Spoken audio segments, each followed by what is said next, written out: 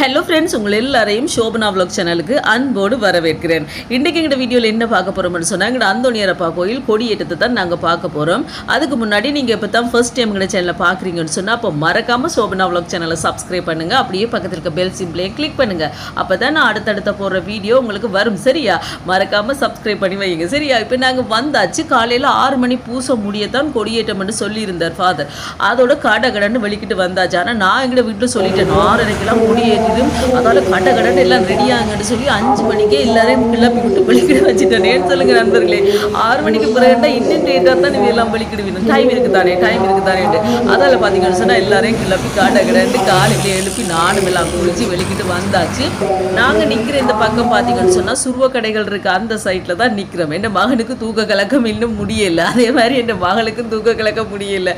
நான் நல்லா அள்ளி முழுகிட்டு எல்லாம் ஃப்ரெஷ்ஷாக வந்தாச்சு நண்பர்களே.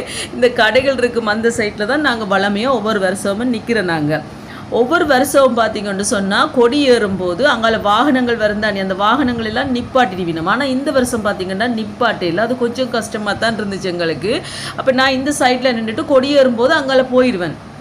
ஆனால் கோயிலுக்குள்ளே போகலாம், இடமெல்லாம் நல்லாவே இருந்துச்சு. ஆனால் நான் போகலேன்னு சொல்லுங்கள். இந்த சைட்டில் இடம் இருந்துச்சு.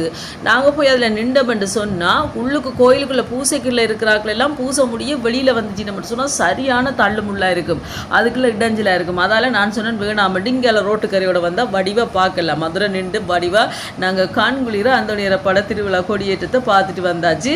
நீங்களாம் யார் யார் வந்தீங்க நண்பர்களே? பாருங்கள், கொடியேற முதல் இந்த பலூன் எல்லாம் ரெடி பண்ணி என் சின்னவா இந்த பலூனுக்கு கேட்டுக்கொண்டே இருந்த கடைசி நேரம் தான் நமக்கு கிடைச்சிது. போன வருஷம் பார்த்தீங்கன்னு சொன்னால் வச்சிருந்த பிள்ளைகள் ஒன்று கொடுத்துச்சு சின்ன பிள்ளைகளுக்கு. இந்த வருஷம் கொஞ்சம் சின்ன பிள்ளைகளுக்கு கொடுக்கல, அவங்களே வச்சிருந்து அப்படியே விட்ட மாதிரி தான் எனக்கு தெரிஞ்சிச்சு. ஆனால் சின்ன பிள்ளைகளுக்கு கொஞ்சம் கொடுத்து அவங்க ஆசை தீர அந்த பலூன் விடைக்குள்ள அவங்களுக்கு ஒரு சந்தோஷமாக இருக்கும் இல்லையா? போன வருஷம் பார்த்தீங்கன்னா 2 தம்பி மாதிரி தான் வச்சிருந்துச்சுன்னா அவே சின்ன பிள்ளைகளை பார்த்து ஒவ்வொருத்தட்ட கையிலையும் கொடுத்துச்சுன்னா. இந்த வருஷம் கொஞ்சம் கொடுக்கல, அது கொஞ்சம் எங்களுக்கு கஷ்டமாக தான் இருந்துச்சு. நிறைய சின்ன பிள்ளைகள் வருத்தத்தோடான் இருந்துச்சுன்னா. அதுக்கு பிறகு பார்த்தீங்கன்னு சொன்னால் நல்ல நிறைவாக கொடியேற்றத்தை நாங்கள் பார்க்க போகிறோம். பாருங்கள், இப்போ ஃபாதர் வந்து அதுக்கு பிறகு கொடியெல்லாம் ஆசீர்வதிக்கிற வேலையிலெல்லாம் நடந்து கொண்டிருக்கு. நாங்கள் நல்ல கணக்கான ஒரு இடத்துல தான் நின்று அந்த பின்பக்கமாக நின்று எங்களுக்கு பார்க்கக்கூடிய மாதிரி இருந்துச்சு. நீங்களும் அந்தோணியர பட கொடியேற்றத்தை பார்த்து அவற்றை பிளஸ்ஸிங்கை எடுத்துக்கொள்ளுங்க. சரியா? வாங்க இப்போ நாங்கள் கொடியேற்றத்தை பார்க்கலாம்.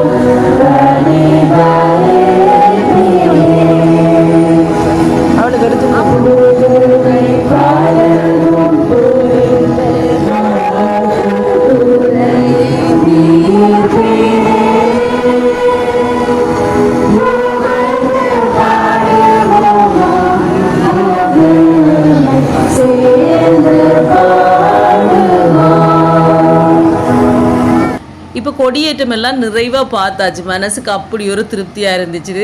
மேலே பார்த்தீங்கன்னு சொன்னால் அந்த ட்ரோனில் வந்து பூக்கள் எல்லாம் கொட்டி கொண்டு இருந்துச்சு நண்பர்களே. நல்லா இருந்துச்சு தெரியுமா? நான் கையை அப்படியே விரித்து அந்தோணியாட்ட கொடிமரத்தை பார்த்து அப்படியே மண்டாடி கொண்டிருக்கேன். என் கையில் வந்து பூ விழுந்துச்சு. எனக்கு அப்படி ஒரு சந்தோஷமாக இருந்துச்சு. நிறைய பேர் கையை நீட்டி கொண்டுலாம் விரிக்கணும். ஆனால் அது அப்படியே அந்த காற்றுக்கு அங்கலாச்சு அங்கே இங்கேன்னு பறந்து விழுந்துரும். ஆனாலும் சில பேருக்கு கிடைச்சிது நண்பர்களே. அப்படியே கொடியேற்றம் எல்லாம் பார்த்துட்டு இனி நாங்கள் உள்ளுக்கு போகிறோம். கொடிமரம் நடுறதுக்கு முன்னாடி இருந்து எல்லாரும் கொடியெல்லாம் வாங்கி கட்டி கொண்டு தான் இருக்கணும். எங்கே சொல்லுங்க, உள்ளுக்கு அந்தோணியாரை படுத்திருக்கிற மாதிரி இருக்குன்னு தானே ஸ்டாச்சு. அதுக்கு பக்கத்தில் ஒரு கம்பி மாதிரி நேர்த்திகள் கட்டிக்கணும். அதில் ஒவ்வொருத்தரும் கொண்டு வந்து பார்த்தீங்கன்னு சொன்னால் கொடி வாங்கி கட்டி கொண்டு தான் இருக்கணும். இப்போ கொடி ஏற்றம் நடந்த பிறகும் ஒவ்வொருத்தரும் கட்டி கொண்டு தான் இருக்கணும். நான் கொடியை வாங்கி கொண்டு வீட்டை கொண்டு வந்துட்டேன், ஆசீர்வதிச்சுட்டு ஃபாதர்கிட்ட ஆசீர்வதிச்சுட்டு வீட்டை கொண்டு வந்துட்டேன். வீட்டில் வச்சு வடிவாக எங்களோட வேண்டுதல்களை எழுதி போட்டு ஆறுதலாக கொண்டு கட்டலாம்னு. அதில் நின்று எழுதுறதுலாம் கொஞ்சம் கஷ்டமாக இருக்குமா, அதால் வீட்டை கொண்டு வந்து மகனுக்கும் கொடுத்து 4 பேருக்கும் ஒரு கொடி வாங்கினேன். 4 கொடி வாங்கி வந்து நாங்கள் எல்லாம் எழுதி கொண்டு ஃபாதர்கிட்ட ஆசீர்வதிச்சுட்டே கொண்டு வந்தபடியாக கொண்டு போய் டக்குனங்களுக்கு சுகமாக கட்டக்கூடிய மாதிரி இருந்துச்சு.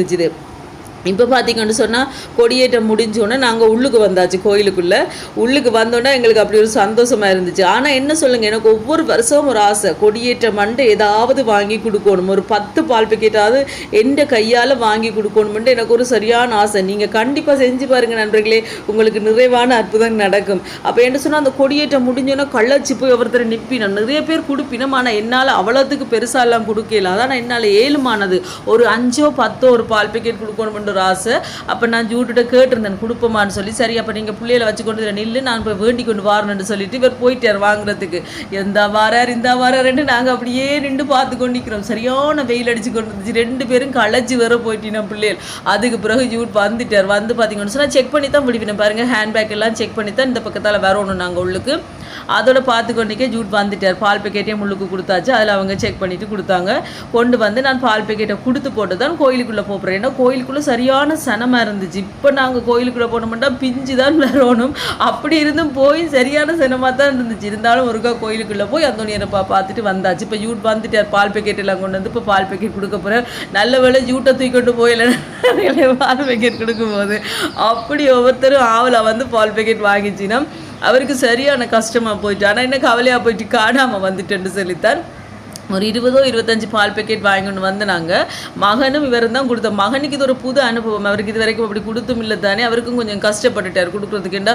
சில பேர் வந்து பார்த்தீங்கன்னு சொன்னால் ஒரு ஆள் ஒன்று எடுக்கலாம், ஒன்று வாங்கி கொண்டு போகலாம். சில அம்மாமார் அப்படி வந்து அப்படியே கையை வச்சு ஒரு 4-5 பால் பேக்கெட்டு அப்படியே தூக்கி கொண்டு போவினோம். அப்போ அது எங்களுக்கும் ஒரு கஷ்டமாக இருக்குது தானே, ஏன்டா எல்லாருக்கும் கொடுக்கணும். அப்போ அவங்க அது புரிஞ்சுக்கொள்ளணும். சில பேர் அப்படி இல்லை, அப்படியே கையை வச்சு ஒரு 4-5 தூக்கி கொண்டு போயிடுவாங்க. ஆனால் ஜூட்டுக்கு இது முதல் அனுபவம். அவருக்கு முழுசிக்கொண்டு ஜூட்டுக்கு என்ன செய்கிறேன்னு தெரியலாம் போயிட்டு என் மகன் வேற முழிச்சிக்கொண்டு அம்மா என்னாலே இல்லாதம்மா நான் பேசினேன், என்னடா அப்படியா கொடுக்குற, ஒரு ஆள் கொண்டு படி வடிவால கொடுக்கணும், நீங்கள் வந்து கொடுத்து பாருங்கம்மா, அதில் கொடுத்து பார்த்தா தான் உங்களுக்கு தெரியும், எல்லாம் இட்டிச்சு தள்ளி முள்ளியம்மா சரியான கஷ்டமாக போயிட்டு அப்படின்னு சொன்னேன். சரி ஓகே வாங்கண்டு இந்த வருஷம் இவ்வளோ கொடுத்துருக்குன்னு அந்த நேரப்பட கிருபையில் அடுத்த வருஷம் இன்னும் கூட கொடுக்கணும் தான் ஆசை. அவற்றை ஆசீர்வாதம் கண்டிப்பாக எனக்கு நடக்கும். இப்போ பார்த்தீங்கன்னு சொன்னால் நாங்கள் பால் பேக்கெட் எல்லாம் கொடுத்துட்டு இப்போ கொடியை கட்ட போகிறோம். அதில் வந்து கொடியை கட்டுறதுக்கு நல்ல இடமா தேடிக்கொண்டு நான் அப்படியே தெரியும். போன வருஷம் பார்த்தீங்கன்னா அந்த கொடி கம்பத்தோட கட்டக்கூடிய மாதிரி இருந்துச்சு. இந்த வருஷம் இப்போதைக்கு கொடி கம்பத்தோட கொடிகள் கட்டுறதுக்கான இடம் கொடுக்க இல்லை. அதால் பார்த்தீங்கன்னு சொன்னால் நான் இந்த சைட்டில் வந்து கட்டிட்டேன். இந்த நாங்கள் கட்டுற கொடியெல்லாம் சேர்த்து அப்படியே உயர்த்தி விட்டுருவீங்க. நம்ம அதால் நாங்கள் கொண்டு வந்துட்டால் விட்டு இருந்துச்சுன்னா அதில் மழை மிளண்டு நானும் கட்டி என் மகனையும் கட்ட வச்சு மகளை கட்ட வைக்க தான் பெரும்பாடாக போச்சு. கையே பிடிக்க மாட்டேன்ட்டால் ஒரு மாதிரி அவளை கையை தொட்டு அதையும் கட்டி அவளோட கையாலையும் கட்ட வச்சுட்டு இவ ஜூட்டும் கட்டிட்டு அதுக்கப்புறம் தான் நாங்கள் கோயிலுக்குள்ளே போகிறோம். நீங்களும் கண்டிப்பாக அந்த நேரப்பா திருவிழாவுக்கு வாங்க, இதே மாதிரி செஞ்சு பாருங்கள். கொடியேற்றும் நாளில் நீங்கள் வந்து உங்களோட வேண்டுதல்கள்லாம் அந்த நேரப்பட்ட கேளுங்க. அவர் கோடி அற்புதர், நீங்கள் கேட்குற எல்லாமே செய்வார். அனுபவித்து பார்த்தீங்கன்னா தான் அவற்றை அன்பும் அற்புதம் உங்களுக்கு விளங்குங்க நண்பர்களே. கண்டிப்பாக நீங்கள் அந்தோனியாட்டப்பாட அற்புதத்தையும் அதிசயத்தையும் நீங்கள் வந்து அனுபவித்து பாருங்கள். அவர் கோடி அற்புதர், நீங்கள் கேட்குற எல்லாம் தருவார், காணாமல் போனதை கண்டுபிடிச்சி தருவார். அதுக்காக நியாயமாக கேட்கணும், நியாயம் இல்லாமல் எதுவுமே கேட்கக்கூடாது அந்த நேரப்பாட்டை. அதோட பார்த்தீங்கன்னு சொன்னால் நீங்கள் கேட்குறது எல்லாமே அவர் செய்வார்.